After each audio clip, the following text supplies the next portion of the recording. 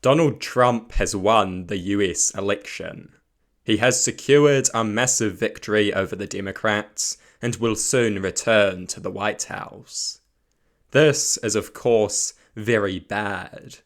If the presidential election was not bad enough, the Republicans will also probably control the House and the Senate. They already control the Supreme Court, and they control the majority of the governorships too. This gives the Republican Party a significant amount of power. Many people will be feeling shocked and horrified by these results. If it gives you any comfort, remember that millions of people all over the world feel the same. You are not alone.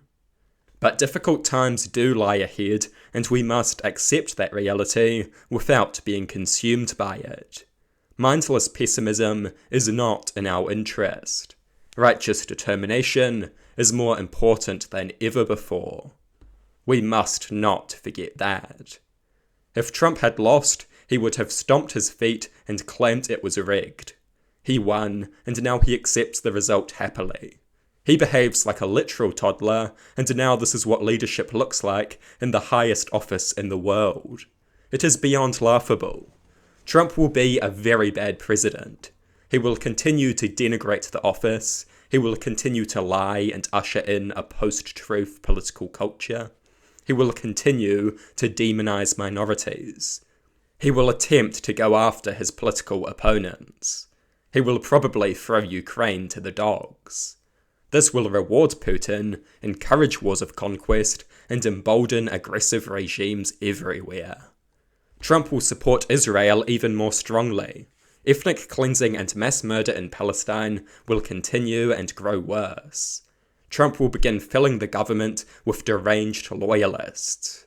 He will begin chipping away at freedom and democracy. We already know that he hates democracy. He tried to rig the last election. He called a Georgia state official and told them to find votes for him. He accused Mike Pence of being too honest for refusing to participate in his fake electors scheme.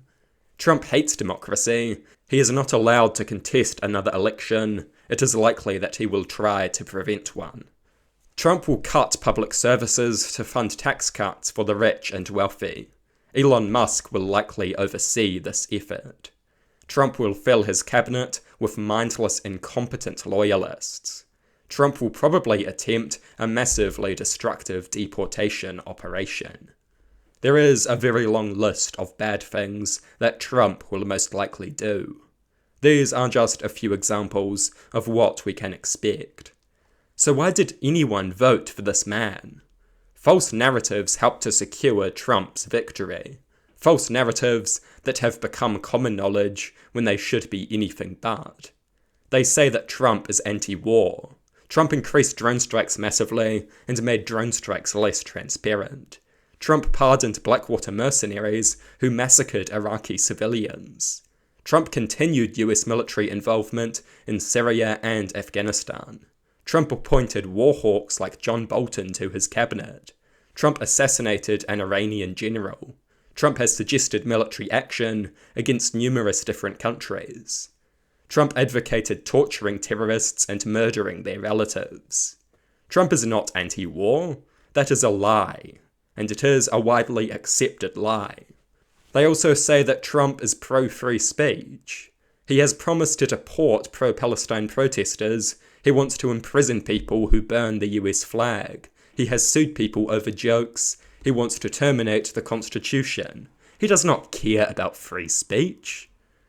They say Trump will address the dead. Last time he was in office, he increased the debt massively. And now he proposes massive tax cuts and massive military spending.